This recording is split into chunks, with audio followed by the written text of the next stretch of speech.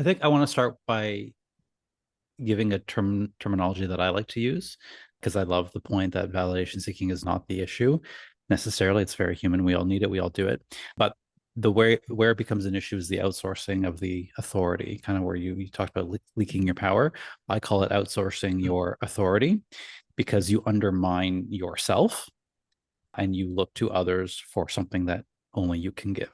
And that's the issue. So some examples of outsourcing your authority would be overly justifying your needs and wants, right? Instead of like your needs and wants are just what they are.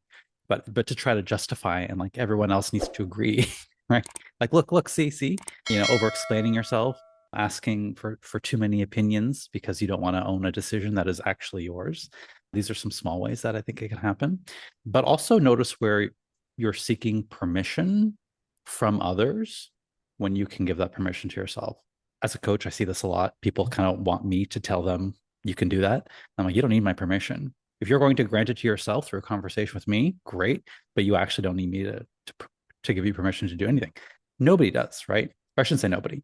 There are very few people in the world whose permission you actually need. Like obviously, if you're in a commitment or a contract with somebody, then yeah, those are different situations. But generally speaking, permission to want what you want, need what you need, wear what you wear, say what you want to say, do what you want to do. Most of the time, we don't really need permission, but we kind of look to the world around us to be like, okay, is this okay? Am I doing it right? So it's not always obvious. I really don't think most people know they're doing it when they're doing it. It is conditioned. I mean, we live in a world where we have to share with a lot of other people. So it's okay to have a bit of that filter. I'm not saying go and be a sociopath, but there's a difference between outsourcing all of your authority and undermining yourself versus having consideration for other folks. Very different story. Okay. There's a nuance there. Reno's favorite word.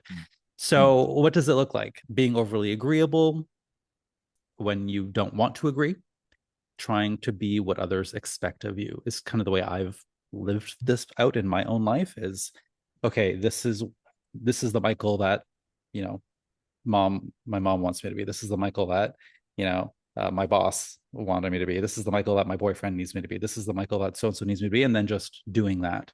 Now, if that's authentic and natural to me, not a problem. I'm giving you what you want. I'm wanting to give you that. Fine. We're all good. Everyone's happy. It's all kosher. Where it becomes an issue is where I actually don't want to be that in that moment, or I don't want to play that role in that particular way. And that's where it becomes an issue. So there's nothing wrong with giving people the version of you want, you think they want, because usually you don't actually know. But make sure that it's a want match. I want this version of Michael, and Michael wants to give you this version of Michael. Win-win. We're all winning here. Okay.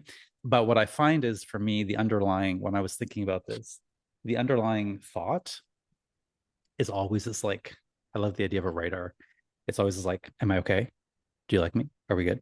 Am I okay? Do you like me? Are we good? Am I okay? Do you like me? Are we good?